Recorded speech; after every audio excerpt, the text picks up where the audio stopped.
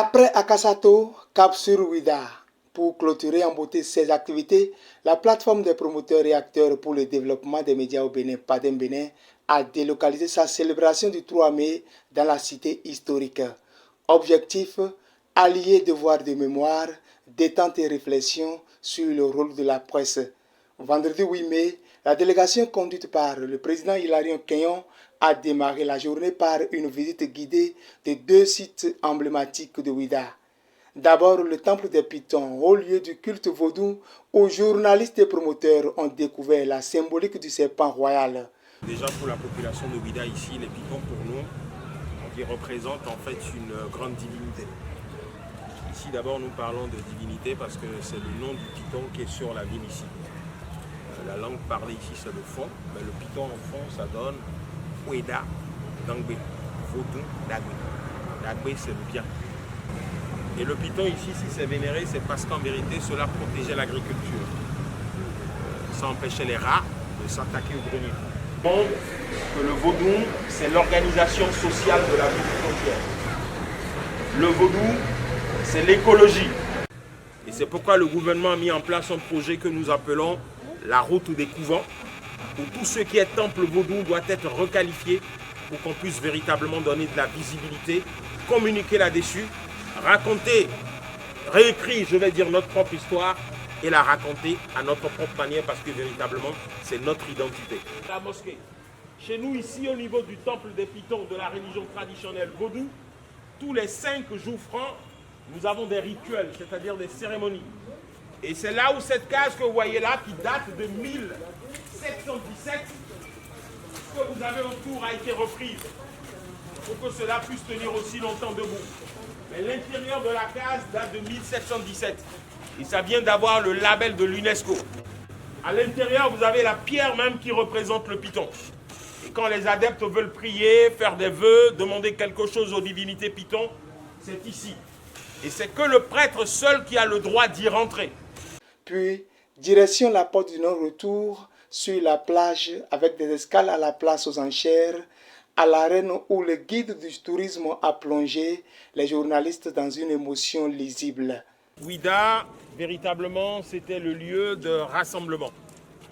Parce que je vous dirais que tous nos parents qui venaient du Ghana, du Nigeria, passaient tous par Ouida. La dernière étape en Afrique, c'était au Sénégal, en fait, à l'île de Gorée. C'est l'un des rois d'Abomey qui a envoyé un Portugais ici, du nom de Don Francisco de Souza pour diriger la traite des Noirs. Quand on regarde tout ce mur de clôture que vous avez là, tout ça c'est la maison de Don Francisco de Souza, le Portugais qui a dirigé la traite des Noirs ici. Nos parents devront marcher par exemple depuis le royaume d'Abomey, ce qui fait 130 km de marche. On leur faisait faire en 4 jours pour rejoindre Ouida. Quand ils arrivaient à Ouida, on les mettait d'abord dans les forts. J'ai cité les différents forts ici qu'on a retrouvés, français, portugais, hollandais, danois et anglais. C'était en ce lieu même que se tenaient les enchères publiques. C'était ici où nos parents destinés à être déportés étaient échangés contre ce que vous appelez, en fait, ce qu'ils appellent des pacotilles, des miroirs, des canons ou des fusils. Je vous dirais qu'au début, c'était que des hommes. Mais quand ils en avaient besoin de beaucoup plus de main-d'œuvre, ils sont véritablement cherchés les femmes et les enfants. Mais ici, la femme, ça coûtait très cher. Parce qu'en fait, dans les bateaux, c'était des accouplements qui étaient organisés. Arrivées à destination, elles sont déjà enceintes, c'est-à-dire la femme vendue et le bébé en même temps. Et pour le départ, c'était dans cette maison-ci là qu'ils étaient marqués au fer chaud. C'est la maison d'Assomption. Cette place, pour d'aucuns, vous le savez bien, les De Souza, avec le temps, ils avaient changé le nom de la place. Ils en ont même donné le nom de leur ancêtre qui était appelé Tchatcha. Et beaucoup de personnes l'ont appelé la place Tchatcha. Dans la reconstitution de la vraie version de l'histoire de l'esclavage aujourd'hui, ça s'appelle aujourd'hui la place aux enchères. Et non seulement la route de l'esclave va changer de dénomination, qui va s'appeler la route des esclavagisés. En arrivant ici, les parents savaient qu'ils foulaient pour la dernière fois, on va dire, le sol de l'Afrique et s'en allaient vraiment sans espoir de retour. Le silence s'est imposé sur le parcours. Plusieurs professionnels des médias ont confié avoir été bouleversés par le poids de l'histoire de la traite négrière. Je me suis beaucoup plus sentie plus béninoise de façon exceptionnelle au regard de la tournée que nous avons eu à faire, au regard des explications que nous a donné le guide lorsque nous avons pris par le temple du Python, surtout marqué par l'étape de la route de l'esclavage, je crois bien. Je me suis sentie un peu malheureuse.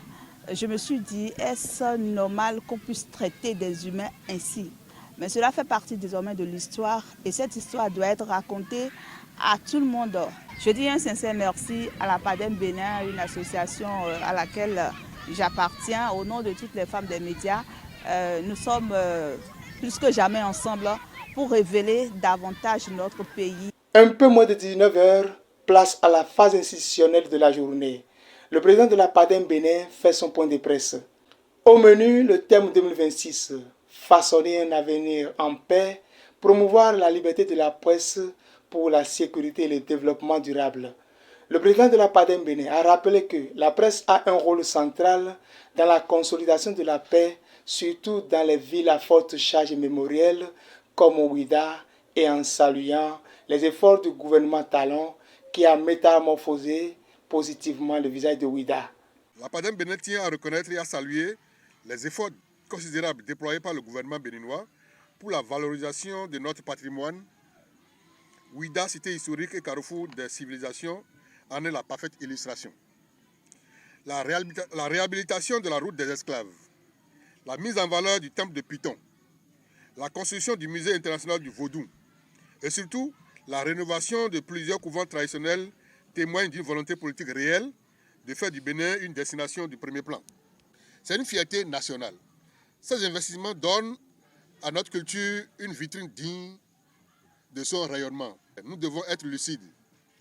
La promotion d'une destination va de pair avec le renforcement de son image à l'international. Le touriste aujourd'hui est un citoyen informé. Avant de choisir sa destination, il consulte. Il est donc essentiel que les efforts remarquables consentis à Ouida, à Ganvié ou à Pendjari soient accompagnés d'une image tout aussi positive de notre environnement médiatique. Cette journée décentralisée illustre la nouvelle approche de la PADEM Bénin, sortie des rédactions pour créer de la cohésion. C'est la première fois que l'activité sort tout le monde de Cotonou pour venir un peu à la plage. Et l'élément qui est aussi essentiel, qui est très apprécié, c'est le fait que les journalistes découvrent l'ensemble du patrimoine culturel, touristique qui est mis en place ici par le gouvernement Talon.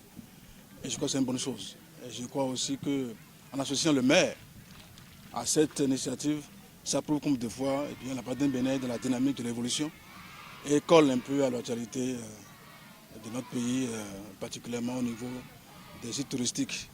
Que le caractère, disons, hors Cotonou se pérennise, qu'après Ouida, cette année, que l'année prochaine, ce soit à Grand Popo, ou bien ce soit à Boïcon, ce soit à Naïtangou, ce soit à Kandi ou Manonville. C'est une très bonne chose, parce qu'au-delà même du fait que nous sommes des hommes de plume et de papier, il est aussi bon qu'on découvre un peu les potentialités touristiques de notre pays. La PADEM Bénin boucle ainsi sa semaine d'activité 2026 entre plaidoyer, mémoire et confraternité.